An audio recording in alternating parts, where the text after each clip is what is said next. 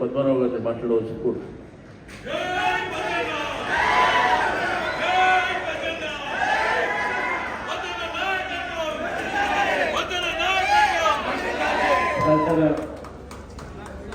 శాసనసభ్యులు దళసాని శ్రీనివాస యాదవ్ గారికి,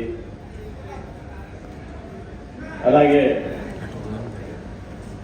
senior minority నాయకుడు మైమదలి బాయ్ అంటే ఇక నాకు ఆ సందర్లో పుట్టినా కాబట్టి వాళ్ళ కల్చర్లోనే అందులోనే ఉండాలని నా ఇంటెన్షన్. ఆ జనము అంటే పుట్టి పెరిగినా ఆ జనము అంటే ఈ స్థాయికి వచ్చినాయి కదా, ఇక్కడ వీళ్ళతో మొహమాటం అయిందని ఆ నైట్ డ్రెస్లో అక్కడ కూర్చుంటే ఆయన వచ్చి మీకు అంతా చెప్తా ఉన్నాడు, చెల్లి పడిపోయి బయట తప్పేముంది. మేము ఒకటే పుట్టి మేము ఒకటే పెరిగి ఈ స్థాయి దానికి వచ్చినాం మేము, దాంట్లో ఏం తప్పలేదు. వచ్చి కర్మగాలే ఆ రోజు నన్నే అడిగింది పద్మనాభ సాబ్ కార్ అయితే अरे क्या भाई बोलता खिड़को पूछ अरे तुम ही है ये क्या है చెల్లి పడిపోయి బయట అట్లానే మా ఎమ్మెల్సీ గారు శ్యామరావు అంటే మీరు బహుశా చాలా మంది తెలియకపోతే సీనియర్ నాయకులు ఉంటే వాళ్ళకి వెనక ఎంఎస్ ప్రభాకర్ గారి తండ్రి గారు శ్యామరావు అని మేయర్గా చేస్తారు మన హైదరాబాద్ నగరాన్ని. బహుశా ఈ జనరేషన్ తెలియదు అనుకుంటారు శ్యామరావు అన్న మేయర్ చేశారు. అట్లాగే సనత్నగర్ శాసనసభ్యులకు కాకుండా సనత్నగర్ కార్పొరేటర్స్కు, మాజీ కార్పొరేటర్స్కు, డివిజన్ అధ్యక్షులకు, మాజీ డివిజన్ అధ్యక్షులకు మీ అందరికీ పేరు పేరున నమస్కారాలు తెలియజేసుకుంటా ఉన్నాను. ఈరోజు శ్రీనివాస్ యాదవ్ సీన్ అని పిలుచుకుంటాం మేము. ఇక మీటింగ్లో వచ్చి మాత్రం శ్రీనివాస్ యాదవ్ అని వలసి వస్తున్నాను. ఇక్కడ నన్ను పజాన అంటే నేను శ్రీను అంటే ఈ స్థాయి దాకా మేము రావడం జరిగింది. ఎట్లా అంటే మేము ఒకప్పుడు మీ దాంట్లోనే ఉంటే మీ దాంట్లోకి ఈరోజు ఇక్కడ వచ్చినాం. ఈ శ్రమంతా మీదే, ఇది మాది కాదు. ఇది నాయకులు అనేవాళ్ళు, నాయకులు అనే వ్యక్తులు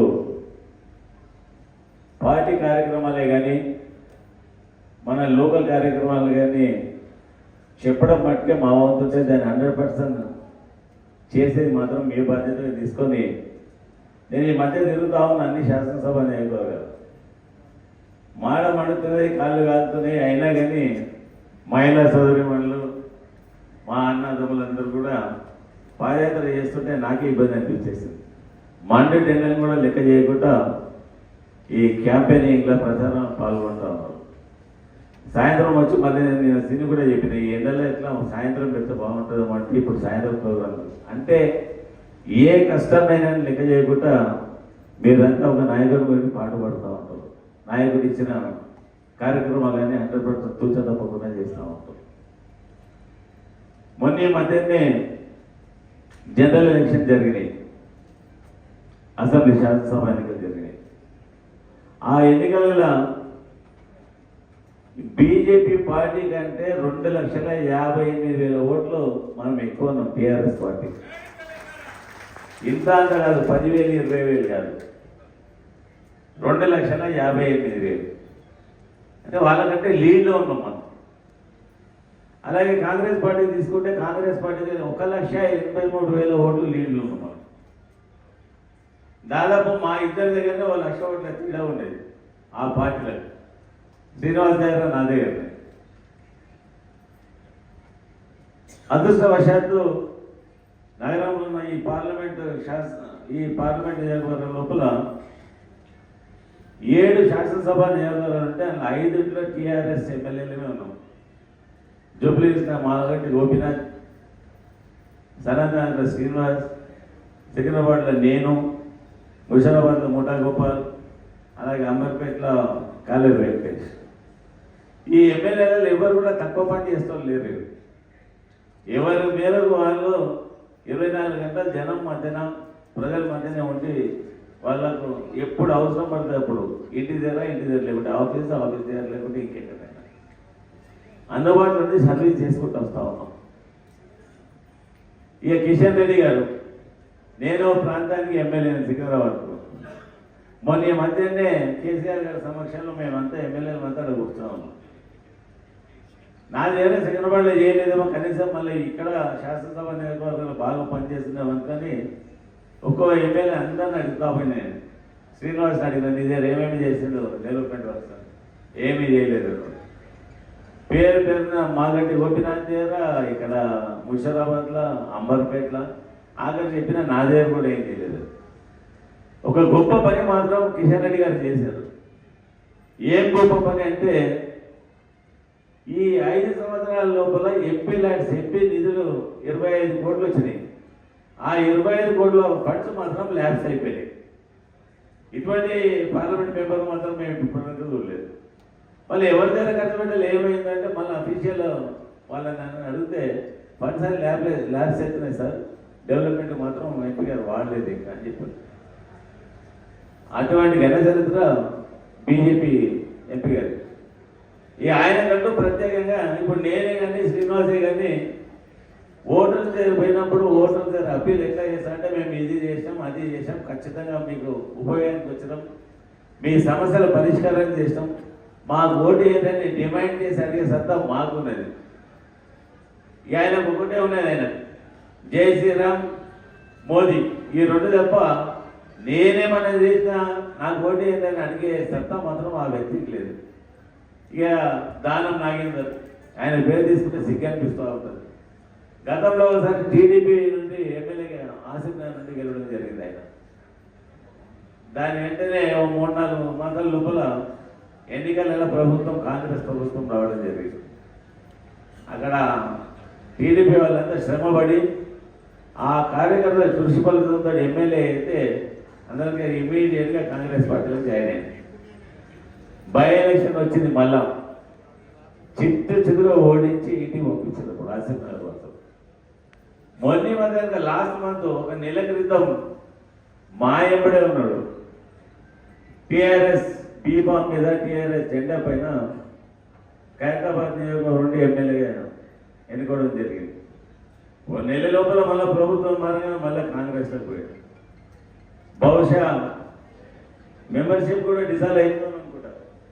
సిద్ధ చెప్తుండే ఈ పార్లమెంట్ ఎలక్షన్ కాగానే ఉండే ఆస్కారం లేదు, మెంబర్షిప్ కూడా డిసాల్వ్ అవుతుంది చెప్పేసి మొన్న ఈ మధ్యన డిమాండ్ చేసాం, రాజీనామా చేసి పార్లమెంట్ మెంబర్గా ఎన్నికల బరిలోకి రమ్మంటే రాజీనామా మాత్రం చేయలేను, ఎమ్మెల్యేగా ఉండి మళ్ళీ పార్లమెంట్కి ఎలక్షన్ కొట్లాడతారని చెప్పి వాళ్ళ కాంగ్రెస్ పార్టీ వాళ్ళు కూడా అడిగిందట. రాజీనామా చేసేసారా చేయనట్టు అంటే ఆయన నమ్మకం లేదనుకుంటా బహుశా ఈ పార్లమెంట్ ఎన్నికల్లో గెలుస్తానని చెప్పేసి. అంటే తెలంగాణలో సామెతలు బాగుంటాయి, ఏమనుకోద్దాం మనం. రాజీనామా చేస్తే ఉన్నది పోతుంది, ఉంచుకున్నది పోతుంది అన్నాడు. మళ్ళీ నా పరిస్థితి ఏమైతే అని ఎమ్మెల్యే నా రాజీనామా మాత్రం చేయను అంటున్నాడు. ఆయన పరిస్థితి అది బాగుంది. దయవల్ల హైదరాబాద్ జగనగరం లోపల 7 శాసనసభ నియోజకవర్గాలంటే ఇంచుమించు సిటీ అంతా కవర్ అవుతా ఉన్నది మనకు.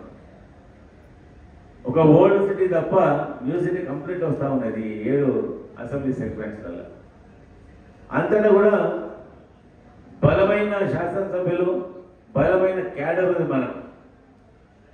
ఒక సనగ్నారులని అంటే మొత్తం మంది వచ్చేదో రాలేదో రిజిస్టర్ పెట్టిన నేను మళ్ళీ ఎంతసేపు మాట్లాడతానని సీనియర్ చెప్తా ఉన్నాడు. బయట డివిజన్ వైజ్ రిజిస్టర్ పెట్టాను. ఇంతమంది కార్యకర్తల బలం ఒక్క శాసనసభ నియోజకవర్గం ఉంటే ఎంటైర్ పార్లమెంట్లో 7 శాసనసభ నియోజకవర్గం మన బలమంతా మనమంతా ఓటర్స్ దగ్గర బట్టి మళ్ళీ మన తప్ప వేరే క్యాండిడేట్ ఎవరు, వేరే పార్టీ కార్యకర్తలే కనిపించండి. మనం ఎక్కడ చూసినా ఈ టీఆర్ఎస్ బంధువులు బలమే కనిపిస్తుంటుంది. ఎంత శక్తివంతమైన పక్కపడి ఆర్గనైజేషన్ మన టీఆర్ఎస్. నో డౌట్ ఎన్నికలలో వస్తూ ఉంటాయి. మేము కూడా చాలా సందర్భాల్లో చాలా ప్రభుత్వాలను చూసినాం. ఒక 10-12 సంవత్సరాలు కాగానే ప్రభుత్వాలు మారుతుంటాయి, మళ్ళీ అవే ప్రభుత్వాలు మళ్ళీ వస్తూ ఉంటాయి. మొన్న కనుక 10 సంవత్సరాల కనుక మనం అధికారంలో కాంగ్రెస్ ప్రతిపక్షం అంటే చెప్పుకోలేని విధంగా ఆ స్థాయిలో కాంగ్రెస్ ప్రతిపక్షం రాలేదు. ఈసారి అసెంబ్లీలో మనం తక్కువ లేము. మనం 39 మంది ఎమ్మెల్యేలు ఉన్నారు. ఈ 39 మంది కూడా డైనమిక్ ఎమ్మెల్యేలు ఉన్నారు మన అసెంబ్లీలో. ఓ దుర్మార్గుడు ఒకటి నాగేంద్రటువంటి వాళ్ళు పార్టీ మార్చి మళ్ళీ ఇంకో దాంట్లో లేదు. దాంట్లో మనకు వచ్చిన నష్టమేం లేదు. గ్యారంటీగా మళ్ళీ ప్రభుత్వం మన ప్రభుత్వమే వస్తుంది. మీరంతా తగిన స్థానాలలో మీ కార్యకర్తలు కూడా ఈసారి మొన్న జరిగినాయా జరగలేదా, ప్రభుత్వం కొత్త వచ్చిన తర్వాత తెలంగాణ రాష్ట్రం ఏర్పాటైన తర్వాత ముఖ్యమంత్రి గారు తెలంగాణను ఏ స్థాయిలో తీసుకోవాలి, ఎట్లా ఉద్ధరించాలి, ఈ బడ్జెట్స్ ఏం పెట్టాలని చెప్పేసి దాంట్లో ఉండి కార్యకర్తలకు కొద్దిగా నష్టం జరిగిన మాట మాత్రం వాస్తవం. పదవులు ఉన్నా కానీ మనం ఫిలప్ చేయలేకపోయినాం. ఆ దిశగా మీ అందరికీ బహుశా చేయకుంటే ఏమైనా చేయకపోయినా కానీ అది కావాల్సి కొన్ని చేసిన పరిస్థితి కాలేదు. తెలంగాణ నిర్మాణం జరగాలి, ఈ తెలంగాణ పునర్నిర్మాణం చేసి ఏ విధంగా ఈ దేశంలో నిలబెట్టాలని చెప్పి ఒక తపన తప్ప మీకు ఏదైనా చేయొద్దని ముఖ్యమంత్రి గారు లేకుంటే మాకు లేకుండా. చాలా మంది మమ్మల్ని కూడా అడిగారు, ఆయన డైరెక్టర్లు ఎంపీల మమ్మల్ని అదే చెప్పారు. కానీ జరిగిన వాస్తవం మాత్రం అక్కడ. ఆ తర్వాత మున్సిపల్ ఎన్నికలు వచ్చినాయి. మున్సిపల్ ఎలక్షన్ మీరు పార్టిసిపేట్ చేశారు. మొన్న జరిగిన అసెంబ్లీ ఎన్నికల్లో అసెంబ్లీ శాసనసభ ఎన్నికలు అయిపోయినాయి, ఇప్పుడు పార్లమెంట్ ఎన్నికలు రావడం జరిగింది. చూస్తూ 15-20 రోజుల లోపల ఈ ఎన్నికలు కూడా జరిగిపోతాయి. ఎన్నికల విధంగా మురుస్తాయి. గ్యారంటీగా సికింద్రాబాద్ పార్లమెంట్ స్థానాన్ని మనం కైవసం చేసుకుంటున్నాం. మన టీఆర్ఎస్ పార్టీ గెలుస్తున్నది. ఇది ఒక సర్వేల రిపోర్టే కదా, అన్ని విధాలుగా మనం ఎక్కడ చూసినా కానీ అపరైనే ఉన్నాం. బహుశా ముఖ్యమంత్రి గారు కూడా తెలుసు అనుకుంటా నేను, ఈ స్థానం సికింద్రాబాద్ మాత్రం వాళ్ళకు వస్తలేదు, ఇది టీఆర్ఎస్ కోటలో వెళ్ళిపోతున్నది అని చెప్పేసి చెప్పకనే ఎక్కడో వాళ్ళ మీటింగ్లలో వాళ్ళు కూడా బయటపడుతూ ఉన్నారు, సికింద్రాబాద్ మనకు రాదని చెప్పేసి. ఇక బీజేపీకి అయితే కిషన్ రెడ్డి గురించి ఆయన ఏం చేసిండో ఏం తెలియదో నాకైతే తెలియదు, కానీ వాళ్ళ పార్టీ వాళ్ళు, వాళ్ళ కార్యకర్తలు, వాళ్ళ నాయకులు మావాడు ఓడిపోతున్నాడు, మేమే ఓడిపోతున్నాము అంటున్నారు. మీరంతా శ్రమ పడవలసిన అవసరం లేదు, కిషన్ రెడ్డి గారిని మేమే ఓడగొడుతున్నాము అని చెప్తా ఉన్నారు వాళ్ళ కార్యకర్తలు, వాళ్ళ నాయకులు. ఏంటని చూస్తే ఒక తిరుపతి లెటర్ దొరకాలన్నా కానీ మాకు దొరకని పరిస్థితి ఉంటే మీ దగ్గరకు వచ్చి తిరుపతి లెటర్ తీసుకోవాల్సిన అగత్యం ఏర్పడింది మాకు 5 సంవత్సరాలలో అని చెప్తా ఉన్నాం. నా దగ్గర కూడా చాలా మంది బీజేపీ కార్యకర్తలు వస్తూ ఉంటారు, శ్రీనివాస్ దగ్గరకు వస్తూ ఉంటారు. మందిరానికి వెళ్తే మందిరానికి పోవడానికి లెటర్ దొరకని పరిస్థితి మాది. ఆయన మా గురించి ఏం ఉద్ధరించలేదు, ఖచ్చితంగా ఓడగొడుతున్నామని చెప్తా ఉన్నాడు. 200% ఎంపీగా ఆయన ఓడుతూ ఉన్నాడు. పోలీసారి ఆయన ఓడుతున్నాడు అంటే కాంగ్రెస్ ఏమైనా ఉందా అంటే, కాంగ్రెస్ నాగేందర్ చరిత్ర అయితే మాకు ఎంత ఎరుకను, మీరంటే కాదు, మీ కాదు, కామన్ పీపుల్స్ కూడా అంతే ఎరుక. వీడు ఎప్పుడు ఎక్కడ ఉంటాడో ఎప్పుడు ఎక్కడ ఉందో తెలియదు. వీళ్ళు ఓటు వేస్తే చిత్తగొప్ప వేసినంత విలువ అవుతుంది.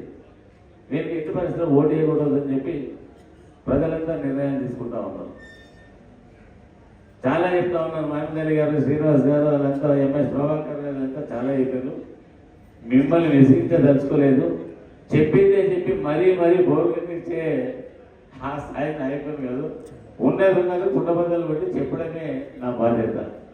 ఉన్న విషయాలన్నీ అందరూ ఈ డైరెక్ట్ వాళ్ళందరూ కూడా మేము చెప్పడం జరిగింది. ఖచ్చితంగా ఒక 15 రోజులు శ్రమ పడితే 15 రోజుల తర్వాత పార్లమెంట్ పైన సికింద్రాబాద్ పార్లమెంట్ మెంబర్గా మన పార్టీ జెండా ఎగురుతుంది తప్ప ఇంకో ఏదేం లేదు. ఆ రేంజ్ అందరూ కూడా ప్రత్యేకించి పాటు పడ్డరు. ఇప్పటిదాకా ఇంకా ముందు కూడా ఎన్నికలేదని కూడా కొద్దిగా శ్రమ అనుకోకుండా ఎండలు బాగున్నాయి. శ్రమ అనుకోకుండా ఒక 15 రోజులు మీరంతా కూడా కష్టపడి పనిచేస్తే ఈ పార్లమెంట్ స్థానాన్ని మనం నిలుపుకోగలిగే స్థాయికి వస్తామని చెప్పి మీ అందరికీ కూడా పేరున నమస్కారం తెలియజేస్తూ సెలవు తీసుకుంటున్నాను. జై తెలంగాణ.